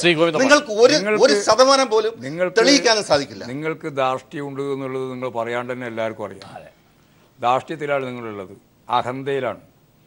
നിങ്ങൾ ഈ രാജ്യത്തിൻ്റെ അധികാരം മുഴുവൻ കൈക്കലാക്കി ഭരണകൂട വ്യവസ്ഥയുടെ മർദ്ദനോപകരണങ്ങളെ മുഴുവൻ ഉപയോഗിച്ച് ജനാധിപത്യ സംവിധാനത്തെയും പൗരസ്വാതന്ത്ര്യത്തെയും ഇല്ലായ്മ ചെയ്യുന്നതിന് വേണ്ടി ഇവിടെ നേരത്തെ ചൂണ്ടിക്കാണിച്ചതുപോലെ അടിയന്തരാവസ്ഥ കാലഘട്ടത്തിനെ മറികടക്കത്തക്ക രീതിയിലുള്ള ഫാസിസ്റ്റ് പ്രവണതകൾ ശക്തിയായിട്ട് അരങ്ങേറ്റം നടത്തിക്കൊണ്ടിരിക്കുകയാണ്. അതിൻ്റെ പിന്നിൽ പ്രവർത്തിക്കുന്നത് RSSും BJPയുമാണ്. ലോകത്ത് ഇങ്ങനെ ഒരു പാർട്ടിയുണ്ടോ? BJP എന്ന് പറയുന്ന പാർട്ടിയുടെ അധ്യക്ഷൻ ആരാവണം തീരുമാനിക്കുന്നത് RSS അല്ലേ? കുമ്മനം രാജശേഖരനെ എപ്പോഴെങ്കിലും BJP ആയിരുന്നോ? ആ കുമ്മനം രാജശേഖരനെ BJPയുടെ പ്രസിഡൻ്റാക്കിയത് ആരാ? BJP ആണോ? നിങ്ങൾ ആരെങ്കിലും അറിയോ? BJPക്ക് ഒരു പങ്കുമില്ല അതിനകത്ത്, അത് RSS ആണ്. ഇന്ത്യൻ പ്രധാനമന്ത്രിയായിട്ട് നരേന്ദ്രമോദിയെ കൊണ്ടുവന്നതാരാ? RSS അല്ലേ? ഇപ്പോഴും യോഗിയെ UPയിൽ കൊണ്ടുവന്നതാരാ? അവിടെ MLA പോലും അല്ലാതിരിക്കുമ്പോൾ പിടിച്ചു കൊണ്ടുവന്നിട്ട് മുഖ്യമന്ത്രിയാക്കിയില്ലേ? ആരാ അതിൻ്റെ പിന്നിൽ? RSS അല്ലേ? RSS ആണ് BJPയിലെ ന്യൂക്ലിയസായി പ്രവർത്തിക്കുന്ന ഫാസിസ്റ്റ് സംഘടന. ആ സംഘടനയുടെ ഫാസിസ്റ്റ് രീതി വെച്ചുകൊണ്ടുള്ള പ്രചാരവേലകളാണ് സംഘപരിവാർ എന്ന് പറയുന്ന 10-100 എണ്ണമുണ്ട്. 1ഉം 2ഉം 10ഉം ഒന്നുമല്ല, 10-100ഓളം സംഘടനകളുണ്ട്. അക്കമിട്ട് നിരത്താനാവും ഓരോന്നിൻ്റെയും പേര്. ഓരോ പേരും പുതുതായിട്ട് രൂപപ്പെടുത്തിക്കൊണ്ടിരിക്കുന്നുണ്ട്. ഓരോ ആവശ്യത്തിന് വേണ്ടിയിട്ടാണ്. മഹാത്മാഗാന്ധിയെ വെടിവെച്ച് കൊന്നത് RSS അല്ല എന്ന് പറയുന്നതിന് അടിസ്ഥാനം എന്താ?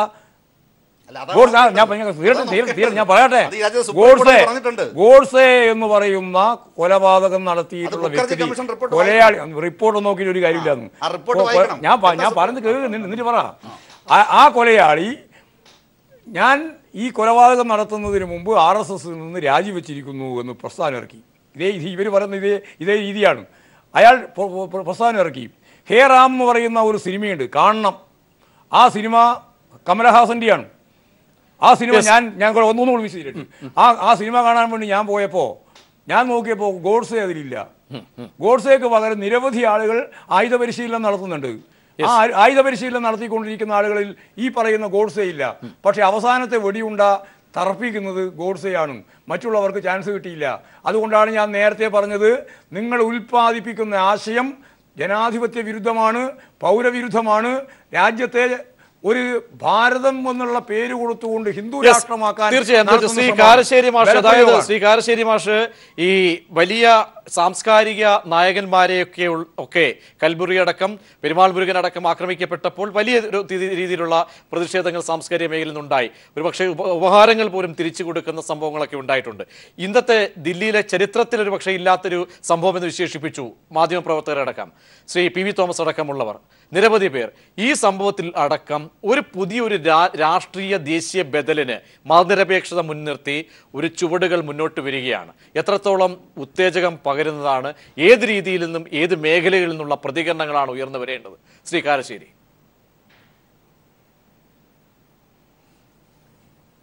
അല്ല, ഈ സംഭവത്തിന് മുമ്പ് തന്നെ അടിയന്തരാവസ്ഥക്കാലത്ത് ഇന്ത്യയിൽ ജനങ്ങളുടെ ഭാഗത്തുനിന്നുണ്ടായിരുന്ന ഒരു പ്രതിരോധമുണ്ട്, ഒരു പ്രതിഷേധമുണ്ട്, ഒരു ചെറുത്തുനിൽപ്പുണ്ട്.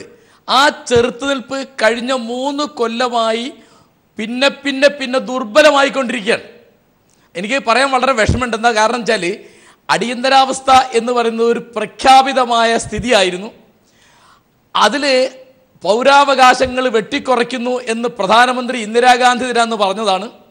എന്നിട്ട് പോലും ഇവിടുത്തെ RSSകാർ, ഇവിടുത്തെ കമ്മ്യൂണിസ്റ്റുകാർ, ഇവിടുത്തെ സോഷ്യലിസ്റ്റുകൾ, ഇവിടുത്തെ നക്സലേറ്റുകൾ, ഇവിടുത്തെ പല ഭാഗത്തുള്ള ബഹുജനങ്ങൾ ചെറുത്തുനിൽപ്പുണ്ടായിരുന്നു, തിരിച്ചറിവുണ്ടായിരുന്നു, സ്വകാര്യമായി പ്രചരിക്കുന്ന പല പത്രപ്രസിദ്ധീകരണങ്ങളുണ്ടായിരുന്നു.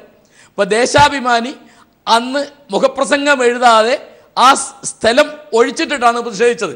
അങ്ങനെ പലതും. ആ തരത്തിലുള്ള ചെറുത്തുനിൽപ്പ്, സംഘടിതമോ അസംഘടിതമോ ഒറ്റപ്പെട്ടതായ ചെറുത്തുനിൽപ്പ് പിന്നെ പിന്നെ ഇല്ലാതായി വരികയും ദുർബലമായി വരികയും ചെയ്യാണ്.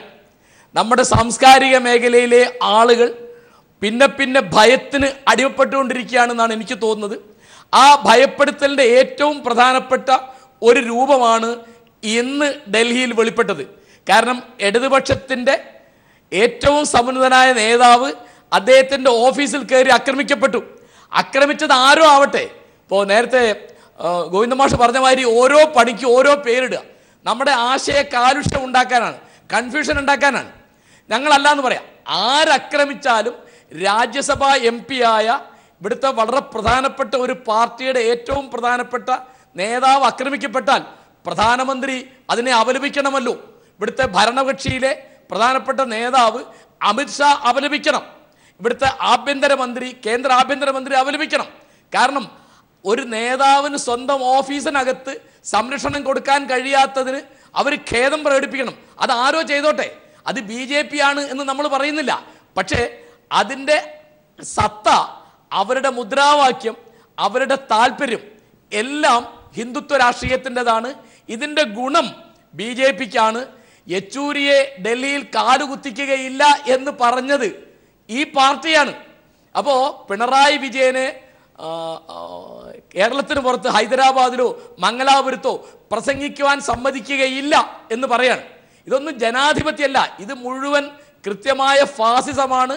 ആശയത്തെക്കാൾ പ്രധാനം ആയുധമാണ് എന്ന് ആവർത്തിച്ച് പ്രഖ്യാപിക്കുകയും അത് പ്രവൃത്തിയിൽ കാണിക്കുകയും ചെയ്യുമ്പോൾ ജനങ്ങളുടെ മനസ്സിൽ ഉരുത്തിരിഞ്ഞു വരുന്ന ഭയത്തിൻ്റെ ഒരു അന്തരീക്ഷമുണ്ട്. ആ ഭയത്തിൻ്റെ അന്തരീക്ഷത്തിലാണ് അധികാരം പിടിച്ചെടുക്കാനും പിടിച്ചെടുത്ത അധികാരം നിലനിർത്താനും ഇവർ ആഗ്രഹിക്കുന്നത്. ഇത് കൃത്യമായ ഫാസിസമാണ്.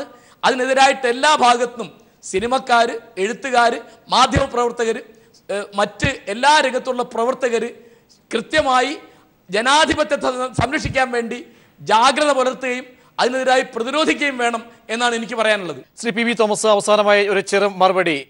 ഈ ദില്ലിയിൽ കാണുന്ന ഈ പ്രതികരണങ്ങൾ ഒന്നുമേ വരാത്ത ഒരു സാഹചര്യം, നേരത്തെ കാരശ്ശേരി മാഷ് സൂചിപ്പിച്ചതുപോലെ ശക്തമായ പ്രതിഷേധങ്ങൾ എല്ലാ തരത്തിൽ നിന്നും ഉയരണം. അത് ആരാണ് അല്ലെങ്കിൽ കുഴിയുടെ നിറം നോക്കിയല്ല, ആ രീതിയിൽ ഉയരുമെന്ന് കരുതാമോ?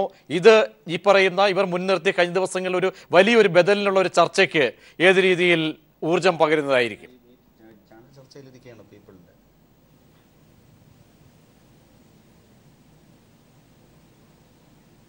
Shri P Thomas. ഇത്തരത്തിൽ നേരെയുള്ള ആക്രമണമാണ്. അതൊരു വ്യക്തിക്കെതിരായിട്ടുള്ള ആക്രമണമല്ല. കാരണം അത് വ്യക്തിയല്ല അതിൽ ശരിക്കും വരുന്നത്. അതായത് ഇന്ന് BJPക്കും RSSനും സംഘപരിവാറിനും ഏറ്റവും ഭീഷണി ഉയർത്തുന്ന ഒരു ശക്തിയാണ് CPM എന്നുള്ളത്, ഇടതുപക്ഷം എന്ന് പറയുന്നത്. അതിൽ CPM നയിക്കുന്ന ഇടതുപക്ഷം. അതിനെതിരായിട്ടുള്ളൊരു ആക്രമണമായിരുന്നു. അതായത് ഇപ്പോൾ ഇന്ത്യയിൽ വളർന്നുകൊണ്ടിരിക്കുന്ന ആ ഇൻടോളറൻസിന്, അസഹിഷ്ണുതയ്ക്കെതിരായുള്ള ഒരു പ്രതിഫലനം കൂടിയായിരുന്നു അത്. ഇന്ത്യയിൽ എന്താണ് നടക്കുന്നത് ഇപ്പോൾ?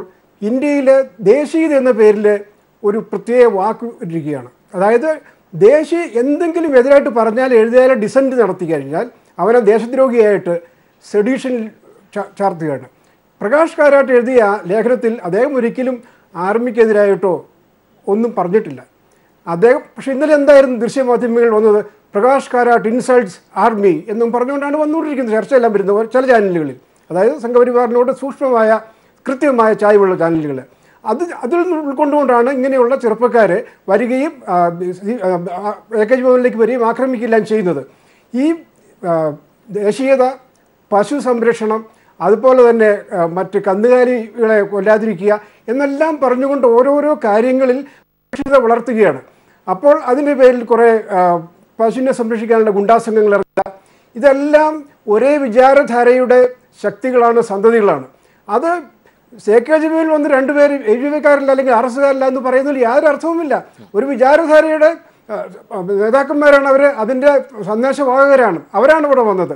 ഈ കൗൾ എന്ന് പറഞ്ഞ ഒരാളാണ് ഉണ്ടായത്, അത് കാശ്മീരിൽ നിന്നുള്ള ആളാണ്. അപ്പോൾ കാശ്മീരിലെ സംഭവമാണ് പ്രകാശ് കാരാട്ട് എഴുതിയത്. അതായത് ആർമി, പ്രധാനമന്ത്രിയുടെ വാക്കുകളെയാണ് ആർമി പ്രതിഫലിക്കുന്നത്, ആർമി ചീഫ് പ്രതിഫലിക്കുന്നത് പറയുന്നത്. അദ്ദേഹം പറഞ്ഞത് സത്യം പറഞ്ഞു കഴിഞ്ഞാൽ ശരി തന്നെയാണ്. ശിവൻകുട്ടി, അതായത് പ്രതികരണങ്ങൾ ഒന്നുമേ വരാത്തിടത്തോളം കാലം കേരളമല്ല പ്രതികരിക്കേണ്ടത്. പ്രതികരണം വേണ്ടത് BJP ഏതാണ്, കേരളത്തിലെ പാർട്ടി മാത്രമല്ല. വരാത്തിടത്തോളം കാലം ഇതിന്റെ ഉത്തരവാദിത്വം നിങ്ങളിലേക്ക് കൂടിയാണ് വരുന്നത്. ഇതിനകത്ത് ഉത്തരവാദിത്വവും ഇല്ലാത്തതും ഇതുമായി ബന്ധമില്ലാത്തതുമായ കാര്യങ്ങൾക്ക് മറുപടി പറയണം എന്ന് പറഞ്ഞാൽ അത് സ്വാഭാവികമായും ഒരു ഉത്തരവാദിത്വപ്പെട്ട രാഷ്ട്രീയ പ്രസ്ഥാനം എന്നുള്ള CPM ആണത് മനസ്സിലാക്കേണ്ടത്. ഞങ്ങൾ വളരെ വ്യക്തമായി പറഞ്ഞല്ലോ ഞങ്ങളുടെ കാര്യങ്ങളെല്ലാം. ഇനി മറ്റൊന്ന് നോക്കട്ടെ, ഈ രാജ്യത്തെ അസ്ഥിരപ്പെടുത്തുവാൻ പാകിസ്ഥാൻ പോലത്തെ ഒരു രാജ്യം നടത്തുന്ന വലിയ പരിശ്രമമുണ്ട്. അന്താരാഷ്ട്ര ശക്തികൾ നടത്തുന്ന ഗൂഢാലോചനകളുണ്ട്. ആ ഗൂഢാലോചനകളുടെ ഫലം ഇന്ത്യയെ അസ്ഥിരപ്പെടുത്തുവാനുള്ള പരമാവധി പരിശ്രമങ്ങൾ നടക്കുകയാണ്. ഇതെന്താണ് എന്ന് കണ്ടുപിടിക്കണം, ഇതെന്താണെന്ന് അന്വേഷിക്കണം. അത് അന്വേഷിക്കുമ്പോൾ മാത്രമാണ് ഒരു കാര്യത്തിൻ്റെ യാഥാർത്ഥ്യം പുറത്തു വരുന്നത്. ഞാൻ പറഞ്ഞല്ലോ, പാകിസ്ഥാനെ പോലുള്ള ഒരു രാജ്യം നമ്മുടെ രാജ്യത്തിനെ തകർക്കാൻ ശ്രമിച്ചുകൊണ്ടിരിക്കുന്ന ഒരു കാലഘട്ടമാണ്. അതിനെ പ്രതിരോധിക്കുവാൻ ഇന്ത്യ എന്ന രാജ്യം നടത്തുന്ന ഭയങ്കര പരിശ്രമമുണ്ട്. ആ കാലഘട്ടത്തിൽ ഞാൻ പറഞ്ഞോട്ടെ, എന്നെ പറയാൻ അനുവദിക്കണം. ഞാൻ പറഞ്ഞല്ലോ, അന്താരാഷ്ട്ര ശക്തികളുടെ വൻ ഗൂഢാലോചനകൾ ഇക്കാര്യത്തിലുണ്ട്. അത് ഇന്ത്യയെ അസ്ഥിരപ്പെടുത്തുവാൻ നടത്തുന്ന ശ്രമമാണ്. ഇവിടെ ഇന്ത്യൻ ജനാധിപത്യ പ്രസ്ഥാനങ്ങൾക്ക് നേർക്ക് നടത്തുന്ന പല ശ്രമങ്ങളെ സംബന്ധിച്ചിടത്തോളം വ്യക്തമായ അന്വേഷണത്തിന്റെ ആവശ്യമുണ്ട്.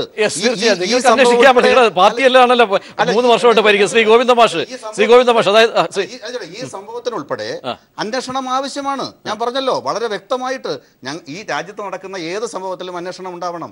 ഇക്കാര്യത്തിലൊന്നും CPM പോലത്തെ രാഷ്ട്രീയ പാർട്ടി ഒരു സംഭവം, ഇത് RSS ആണ്, ഇത് BJP, അങ്ങനെയാണോ പറയേണ്ടത്? ഞാൻ നേരത്തെ തന്നെ സംസാരിക്കുമ്പോൾ വ്യക്തമാക്കി. അതായത് ഈ ക്രിമിനലുകൾ പോലീസിന്റെ കസ്റ്റഡിയിൽ നിന്ന് തന്നെ BJPക്കെതിരായിട്ടും അതുപോലെ തന്നെ ഹിന്ദുത്വത്തിനെതിരായിട്ടും രാഷ്ട്രത്തിനെതിരായിട്ടും പ്രവർത്തിക്കുന്ന CPIM മുർദാബാദ് എന്ന മുദ്രാവാക്യം വിളിച്ചുകൊണ്ടാണ് അവിടെ കസ്റ്റഡിയിൽ തന്നെ ഉണ്ടായിരുന്നത് എന്നും മാധ്യമങ്ങൾ റിപ്പോർട്ട് ചെയ്തിട്ടുണ്ട്. നേരത്തെ ശിവൻകുട്ടി ഇവിടെ പറഞ്ഞൊരു കാര്യം ഒന്ന് വിശദീകരിക്കേണ്ടിയിട്ടുണ്ട്. അതെന്താ പറഞ്ഞാൽ, മാർക്സിസ്റ്റുകാർ RSകാരെയും അതുപോലെ മറ്റുള്ളവരെയും കൊല്ലുന്നു എന്നുള്ളതാണ്. ഇവിടെ RSS ആണ് മുഖപരിചയം പോലുമില്ലാതെ പാവപ്പെട്ട ബീഡിത്തൊഴിലാളികൾ ഉൾപ്പെടെയുള്ളവരെ ബീഡി കമ്പനിക്ക് നേരെ ബോംബേർ നടത്തിയിട്ട് മൃഗീയമായിട്ട് കൊന്നത്. തടത്തിൽ ബാലൻ ഉൾപ്പെടെയുള്ള നിരവധി സഖാക്കൾ ആ സംഭവത്തിന്റെ നിങ്ങളുടെ തുടർ നടപടി, നിങ്ങളുടെ പാർട്ടിയുടെ തുടർ നിലപാട് എന്തായിരിക്കും? ഞങ്ങളുടെ നിലപാട് വളരെ വ്യക്തമാണ്. ഞാൻ നേരത്തെ പറഞ്ഞത് ഒന്നുകൂടി പറഞ്ഞിട്ട് അവസാനിപ്പിക്കുകയാണ്. അതായത് സുധീഷിനെ പോലെയുള്ള സഖാക്കളെ, SFIയുടെ സംസ്ഥാന ജോയിന്റ് സെക്രട്ടറിയെ അച്ഛൻ്റെയും അമ്മയുടെയും മുമ്പിലിട്ട് മൃഗീയമായിട്ട് വെട്ടിക്കൊന്നത് RSSും RSSന്റെ നേതാക്കന്മാർ ഉൾപ്പെടെ ജയിലിൽ കടന്നതുമാണ് എന്ന് പറഞ്ഞ് ഞാൻ ഓരോന്നോരോന്ന് വിശദീകരിക്കുന്നില്ല. മാമൻ വാസുവിനെ പറ്റി പറയാൻ പറ്റും, ധനരാജിനെ സംബന്ധിച്ച് പറയാൻ സാധിക്കും, കുമ്പള ഭാസ്കരയെ പറ്റി പറയാൻ പറ്റും. ഇങ്ങനെ ഓരോരുത്തരും വളരെ പ്രധാനപ്പെട്ട കേഡർമാരെ വകവരുത്തിയ പാർട്ടിയാണ് RSSും അതുപോലെ തന്നെ BJPയും എന്ന കാര്യത്തിൽ ഒരു സംശയവും വേണ്ട. ഇനി ഇതെല്ലാം ഉള്ളതുകൊണ്ട് communist party of India Marxist ഇതിനെല്ലാം കീഴടങ്ങി ഈ ഭീഷണിക്ക് മുമ്പിൽ നേരത്തെ പറഞ്ഞതുപോലെ കാരശ്ശേരി മാസ്റ്റർ പറഞ്ഞതുപോലെ ഈ ഭീഷണിക്ക് കീഴടങ്ങി ഇടതുപക്ഷ പ്രസ്ഥാനത്തിൻ്റെ പ്രവർത്തനം മരവിപ്പിച്ച് ഈ പ്രവർത്തനം ഇല്ലാതാവൂ എന്നുള്ള ഒരു തെറ്റിദ്ധാരണയും വേണ്ട. ഇന്ത്യയിൽ കോൺഗ്രസിനും BJPക്കും ബദൽ നിൽക്കാനാവുന്ന ജനകീയ പ്രസ്ഥാനത്തെ രൂപപ്പെടുത്തിക്കൊണ്ടുള്ള ഇടതുപക്ഷ ജനാധിപത്യ മുന്നണി കെട്ടിപ്പടുത്തുകൊണ്ടും മതനിരപേക്ഷതയ്ക്ക് വേണ്ടിയുള്ള പോരാട്ടത്തിൽ എല്ലാ രാഷ്ട്രീയ പാർട്ടിയിലും പെട്ട ഒരു രാഷ്ട്രീയ പാർട്ടിയിലും പെടാത്ത എല്ലാ ജനവിഭാഗങ്ങളെയും ഉൾക്കൊള്ളുന്ന ഒരു മതനിരപേക്ഷ പ്രസ്ഥാനം രൂപപ്പെടുത്തിക്കൊണ്ട് ശ്രീകുമാർ, അതിന് കരുത്തൊരു പക്ഷേ പകരുന്ന സംഭവമായി ഇത് മാറുമോ? അതായത് ഒരു വലിയൊരു ഉണർവ് അല്ലെങ്കിൽ ഒരു ചിന്ത ജനങ്ങളിലേക്ക് ഈ സംഭവം എത്തിക്കുമോ? ഈ ചിന്ത അതിനെ ഒന്നുകൂടെ ബലപ്പെടുത്തുന്നു എന്നുള്ള കഴിഞ്ഞ് കൂടുതൽ സമയങ്ങളായിട്ട് നടന്നുകൊണ്ടിരിക്കുകയാണ്. എനിക്ക് ഒരു കാര്യം കൂടെ പറയാനുണ്ട്. ഇദ്ദേഹം പറഞ്ഞത് എന്തെങ്കിലും പറഞ്ഞാൽ TB ചന്ദ്രശേഖരനെ കൊന്നും മറ്റവരെ കൊന്നു 245 മാർക്സിസ്റ്റുകാരെ വെട്ടിക്കൊന്നവരാണ് ഇവര്. കേരളത്തിലെ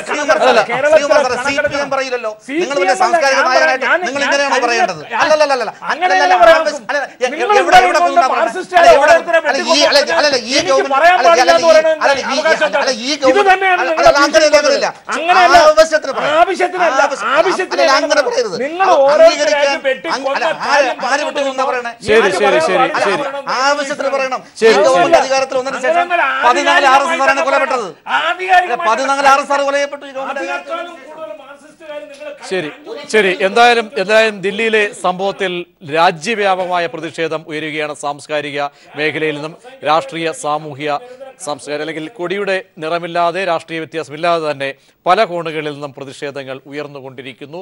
തുടർ പ്രതികരണങ്ങൾ കൂടി വരുന്നു. പക്ഷേ BJPയുടെ ദില്ലിയിൽ നിന്നും മാത്രം പ്രതികരണങ്ങൾ ഉണ്ടാകാത്തത് ഇന്നത്തെ സംഭവത്തിൽ ചില സംശയങ്ങൾ അഭ്യൂഹങ്ങളൊക്കെയും നിലനിൽക്കുന്നതിൽ ഒരുപക്ഷെ ഹേതുവാകുന്നു. ചർച്ചയിൽ പങ്കെടുത്ത എല്ലാവർക്കും നന്ദി അറിയിക്കുന്നു.